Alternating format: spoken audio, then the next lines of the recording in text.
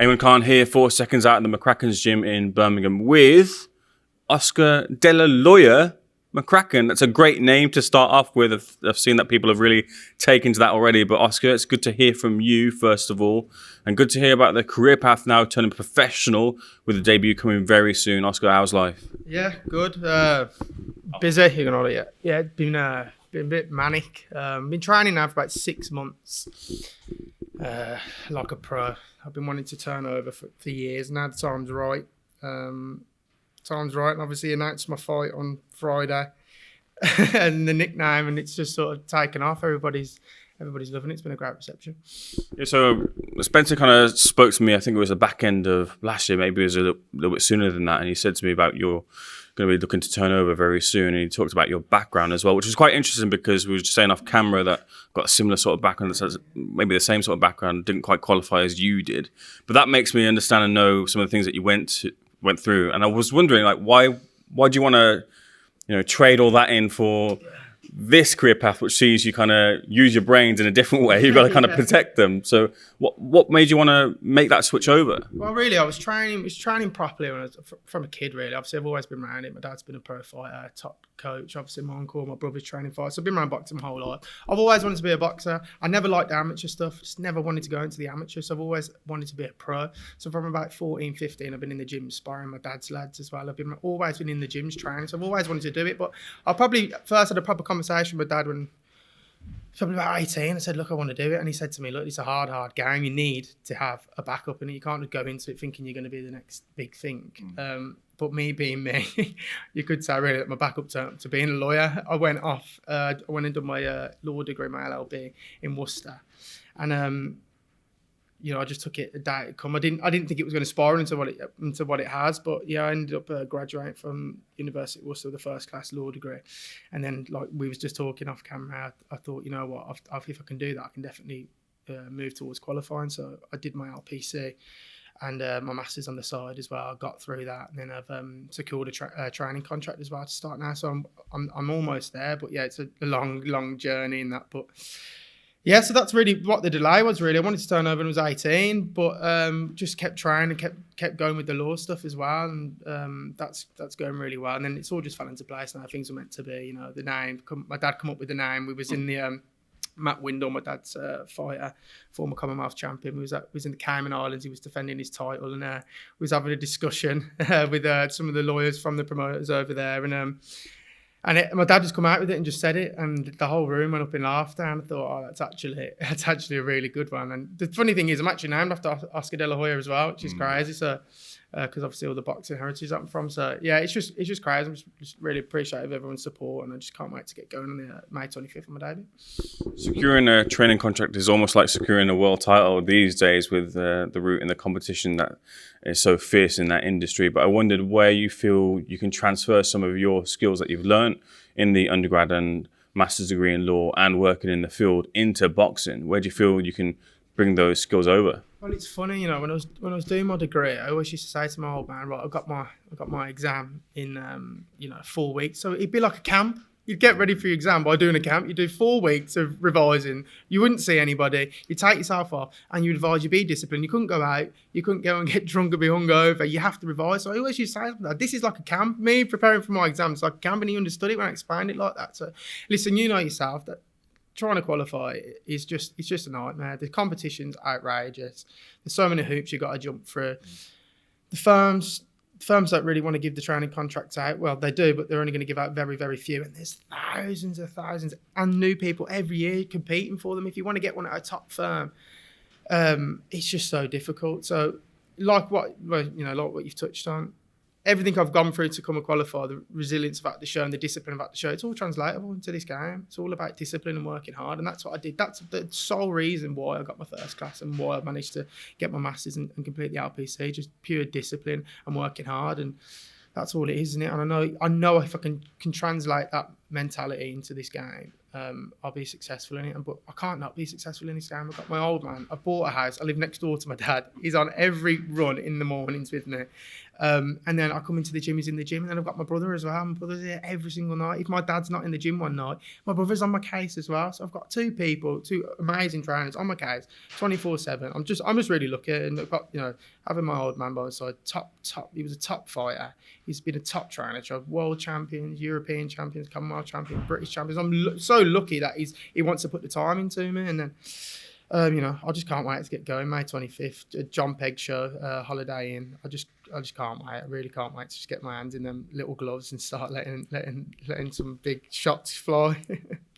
Moving in then over to that professional boxing side of things. Talking about your style, named after Oscar De La Hoya, and then got that nickname too. Do you fight like him as well? I wish. I wish. No. My style. My dad says my style's aggressive. I'm aggressive. I like to come forward and I like to land big shots. It's just how I am. I suppose it's my nature. I can be a bit aggressive, so that's exactly what my style is. I think people can look forward to somebody wanting to take that, battling for the centre of that ring, and if I take it, I'm going to try and march people down and hit them hard.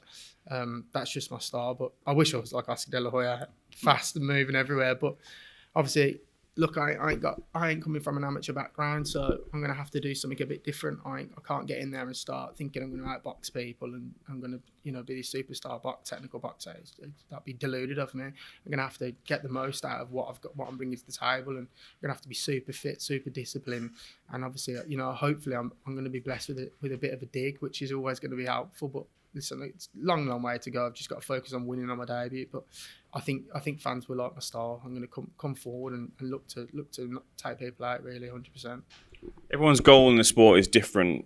A lot of people say they want to win world titles. A lot of people say they just want to put food on their plates for their families. But in your own words, what's your goal? What do you want to get out of professional boxing? It's a bit like saying, it's going back to the law stuff. You can't. Nobody can just start doing their A-levels or start in their first year at law degree and be like, I want to get a training contract at the biggest firm in the world. Oh, yeah, obviously, and that's exactly what you said. It's like winning the world title. But you got to just take it as it comes. Listen, I want to just get the debut out of the way and then just listen to what my dad's going to guide my career, trust him 100%, and I'm just going to try and beat whoever's in front of me every single time. Look, I'd love to win a title, some type of title, but I know this game's hard, man. I've been around this game my whole life. I've seen lads turn over and I thought, world champion, 100% world champion. My dad's training them. I thought, this kid can't fail, and then they've struggled to win an area title. Or lads who have turned over, they've won an area title, wow, and then they've completely can't take the next step. There's so much more to it than just boxing. There's mentality of it. Boxers always normally have something missing. If they've got everything, if they've got the mentality, the work ethic, the talent, the skill, the power, you've got a world champion. But there's so few and far in between. So listen, it's pointless even thinking about big stuff. I just got to focus on every step of the time. But yeah, I'd love to win a title. But look, you've seen how hard it is. Look at Ricky Hansen just turned over for an area title. It's a hard game, man. People are so hungry at that level and want to win stuff. So you've seen how hard it is. So I'm going to sit here and say I want to be world champion. Of course I would want to be, but it's just not realistic. I've got to just focus on what's ahead.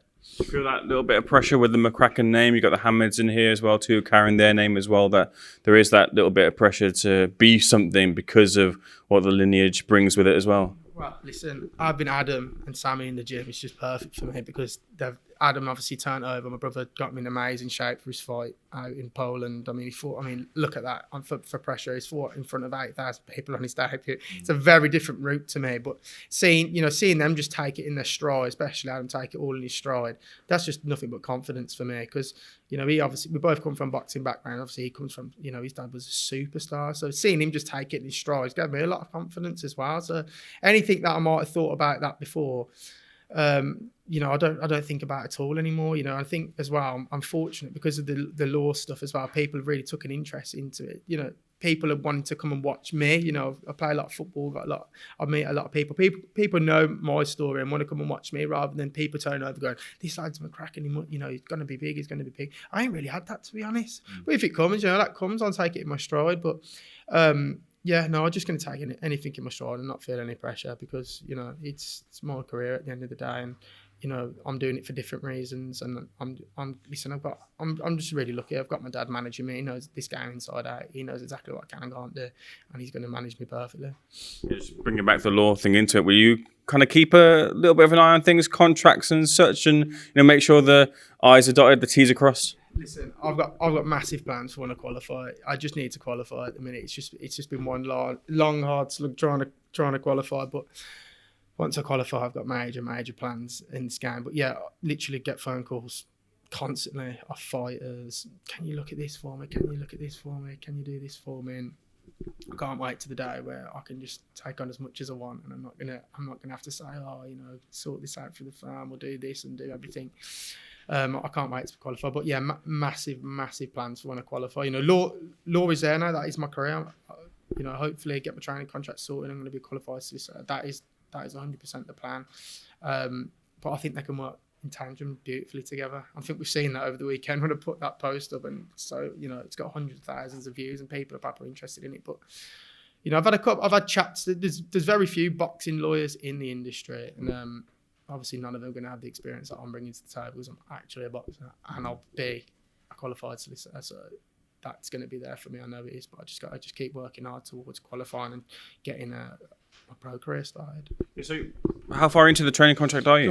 So I've secured it to start in September. So okay. it takes a long time. So yeah. I've worked as a paralegal since finishing my masters and completing the RPC.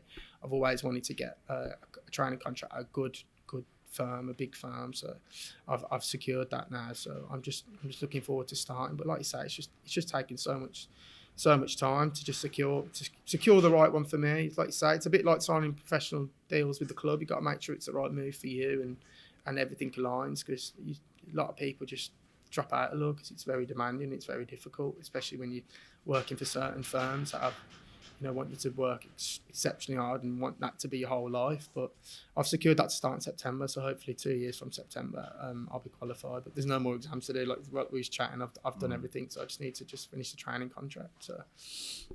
So are you working the boxing around the law or the law around the boxing right now?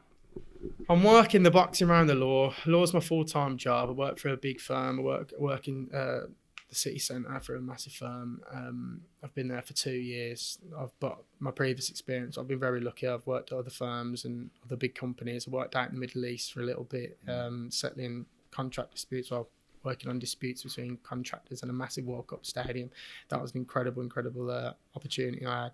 I've got loads of experience in it, but you was just saying, you summed it up perfectly. They are so hard to get. If you want one at a big firm, you've got to wait your time. So listen, I probably should have been qualified a couple of years ago, but I've just been trying to secure one at a big firm, and I'm working hard to do it. But yeah, listen, this is a lifestyle, but you've also got to look at it as a hobby as well, because it can consume you otherwise. If you're sitting around all day and you're not working, you're just constantly thinking that you can't eat, you've got to train, it can consume people. I've seen that before. But I'm up early in the morning, running before work, I do my full work, and then I come to the gym every night, and that's every single day. But listen, that's what you got to do. Listen, it's hard, the long hours, and it's a demanding job, but if I want to do it, I've got to get on with it, haven't I? Simple as that. You're a big boxing fan yourself? Are you watching some of the big fights right now? Yeah, definitely. I mean, we've got some big fights coming up, haven't we? I mean, the whole Saudi thing's just incredible, isn't it? I mean, the money that they're pumping in, and it's just crazy, Like I said, I've been around boxing my whole life. When I was younger, it was hard to convince people to watch a fight on YouTube. Now, people coming over to me. I mean, it summed it up when I went off to university. I'd have the head of departments and all my lecturers coming over to me asking about Auntie Joshua and my uncle and stuff. Like, this is crazy now, because I remember years ago when I was a kid, nobody really cared about boxing. It was only really Frotch that really brought it back, really. And then since then, Joshua's took that over, and then Fury's been there as well. Boxing's so hot at the minute. But yeah, listen, I watch boxing constantly. We all do, We all sit down and watch it together. But there's some big fights coming up, isn't there? That I'm sure you asked me about some of them. Yeah, just get your thoughts on some of the Saudi action. Did you catch Joshua Ngannou? I think it was a few weeks back now. What do you think of it? It was a beautiful knockout, wasn't it? But listen, you can't take somebody who's had all those amateur top fights and someone who punches as hard as that and expect him not to do that against a guy who's had one pro fight. I know the Fury fight was it was what it was, wasn't it? Tyson just I don't think he took it seriously, and I just thought he'd just get in there, flick a few jabs in Ngannou's face and hit him with the right hand and fall over. But obviously he's a big, tough, strong man, and he's a fighting man, isn't he? And you could see his condition was brilliant, but Listen, it's punch power, isn't it? Joshua's one of the hardest punches in boxing, isn't he? Period. You know, if he punches you on your chin, you're going to sleep. But it's going to be interesting to see what Joshua goes on to do now. I hope he reclaims the world championships. But it's going to be hard work because we know what the style is to beat Joshua. You know, nothing's going to have changed drastically, and you can't see that from his last performances. You know, but if you know if a good boxer like Tyson gets on his toes and starts flicking jabs and moving, they're a nightmare to catch, aren't they? You've seen it with Usyk twice, but he looked great in his last fight, Joshua. But you know, I hope he can reclaim it all. That's good. We'll leave the final word with yourself. You're under the watchful eye of your brother Spencer as you look to turn pro in May. And for people who want to follow your journey, who are getting to know you now as well with the moniker and with the skills both inside and outside the ring, what do you want to say to people? Where can people find you on social media? Yeah, I want to say thank you for all the support so far. It's been amazing. I've only literally just got an Instagram. I've never done any social media before, but the reception has been incredible. So yeah, just if you want to follow me at Oscar.McCracken on Instagram, and follow the gym page as well. Always posting gym training at McCracken's gym. And I just want to say thank you to everyone. But yeah, fighting May 25th, Holiday Inn, Birmingham Airport, John Pegg show. Happy to be on the John Pegg show. And if you want to come down, let me know. I've got some tickets available. And I want to say thanks to all my sponsors as well. They've jumped on board. I'm going to do a post shortly about all the sponsors that have jumped on board. I'm really, really happy and grateful for everybody. So looking forward to seeing you in the ring. Thanks for giving Seconds Out, sir. All the best for the pro debut. Cheers, mate. Thank you. Good man.